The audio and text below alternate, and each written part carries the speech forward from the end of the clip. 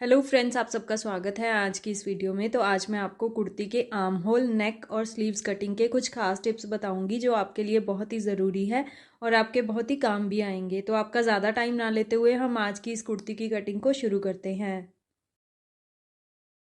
तो सबसे पहले मैंने कुर्ती के लिए ये फैब्रिक लिया है जिसे मैंने 4 साइड में ऐसे फोल्ड करके रख लिया है। इससे हमारी फ्रंट और बैक एक साथ ही कट जाएगी।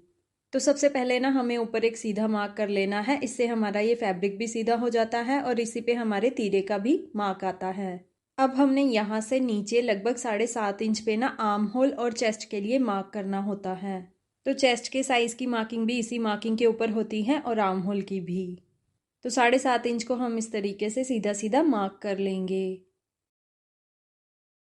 अगर आपने अपनी कुर्ती में बैन नेक या शॉर्ट नेक कोई भी रेडी करना है तो उसके लिए आपको ये वाली मार्किंग ना 8 इंच पे करनी है।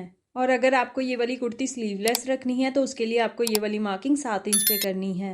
तो ये तो हो गया चेस्ट और आर्म होल के लिए मार्क। ये मैंने आपको दो तरीके से बता दिया कि आपने किस तरीके से करना है। अब हमें ना ऊपर की तरफ तीरा मार्क करना है।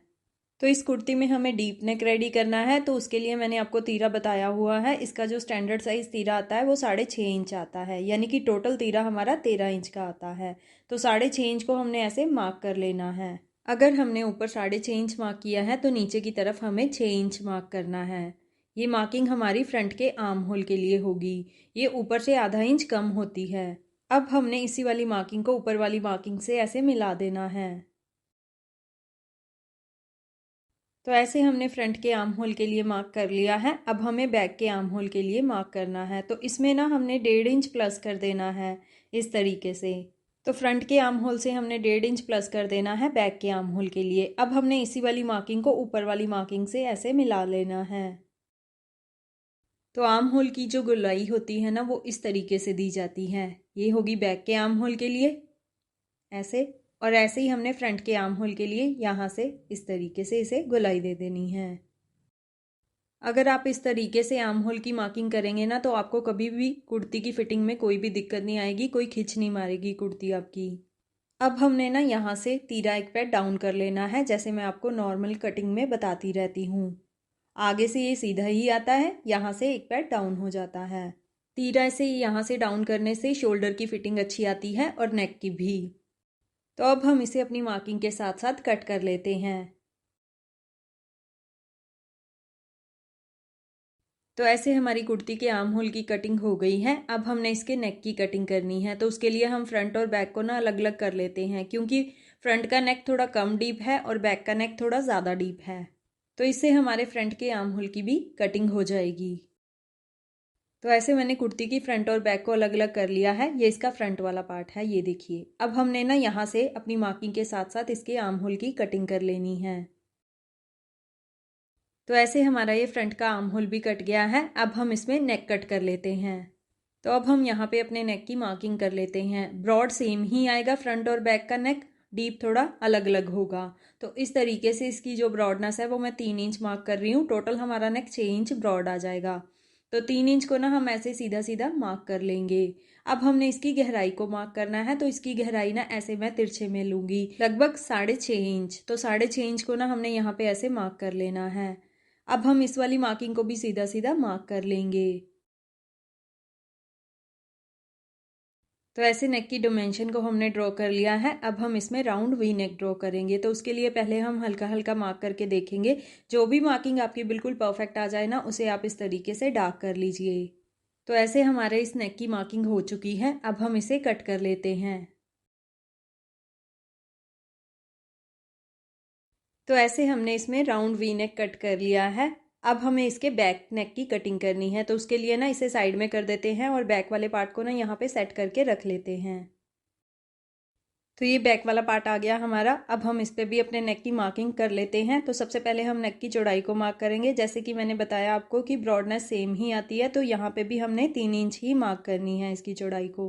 तो चौड़ाई ऐसे हमने सीधी सीधी मार्क कर ली। अब हमें इसकी गहराई मार्क करनी है। तो बैक नेक हमारा थोड़ा ज़्यादा डीप है, वो 6.5 इंच हमने रखा है ना फ्रंट। तो ये जो बैक है ना वो 8.5 इंच आएगा। तो 8.5 को ना हमने ऐसे यहाँ पे भी सीधा सीधा मार्क कर लेना है।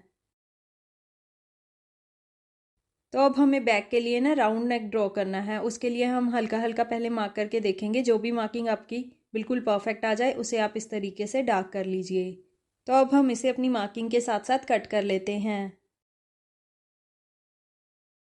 तो जो नेक ऐसे पहले कुर्ती पे कटते हैं ना, वो नेक और एक पट्टी के साथ रेडी होते हैं। तो ऐसे हमारे फ्रंट और बैक के दोनों नेक कट चुके हैं और दोनों के आर्म होल भी कट चुके हैं।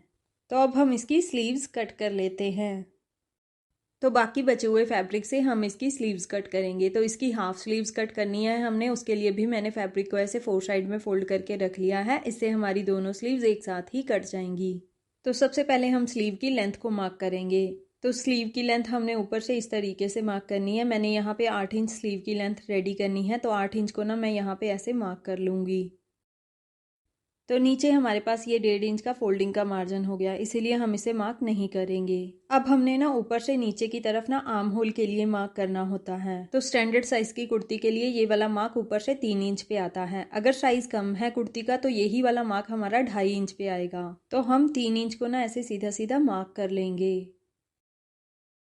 तो अब हमें यहाँ पे ना स्लीव्स के आर्म होल की मार्किंग करनी है। तो उसके लिए एक फॉर्मूला होता है, चेस्ट के रेडी साइज को ना हमने 5 से डिवाइड करना होता है। जो भी हमारे पास आंसर आएगा उसे हमने यहाँ पे मार्क कर लेना है।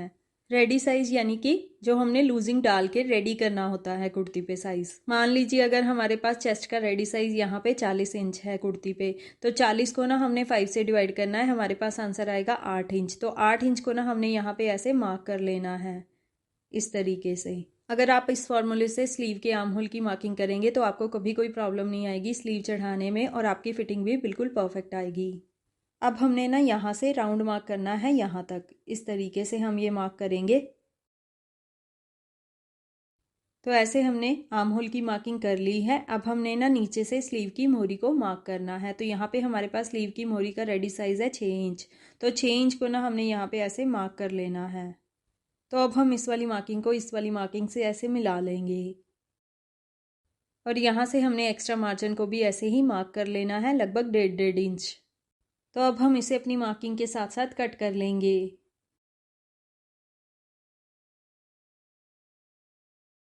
तो ऐसे हमने स्लीव की कटिंग कर ली है। अब हमें ना यहाँ से स्लीव के फ्रंट के आर्म होल की भी कटिंग कर लेनी है। तो स्लीव पे फ्रंट का आर्म होल ना यहाँ से आधा इंच डाउन कटता है।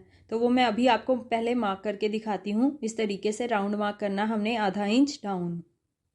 जैसे कुर्ती पे फ्रंट का आर्म होल अलग से कटता है ना, वैसे ही स्लीव पे भी अलग से कटता है। तो इसके फ्रंट के आर्म होल की मार्किंग कुछ इस तरीके से आएगी। अब हम इसे अपनी मार्किंग के साथ साथ कट करेंगे, लेकिन उसके लिए ना हम सिर्फ फ्रंट के 2 पार्ट्स ही लेंगे। दोनों स्लीव के फ्रंट पार्ट को उठाएंगे और इस तरीके से इसकी कटिंग कर लेंगे। तो ऐसे हमारी स्लीव की भी पूरी कटिंग हो चुकी है। तो ये हमारे कुर्ती के आर्म होल, नेक और स्लीव्स की कटिंग हो गई है। आई होप आपको मेरे टिप्स समझ में आ गए होंगे और आपके बहुत ही काम भी आएंगे। तो मेरी ऐसी ही यूज़फुल वीडियोस देखने के लिए मेरे चैनल को सब्सक्राइब ज़रूर करें, और अगर आपको मेरे ये कटिंग के टिप्स अच्छे लगे हों तो वीडियो को लाइक और शेयर भी ज़रूर करें। तो चलिए नेक्स्ट किसी और वीडियो के साथ मिलते हैं। Till then bye bye.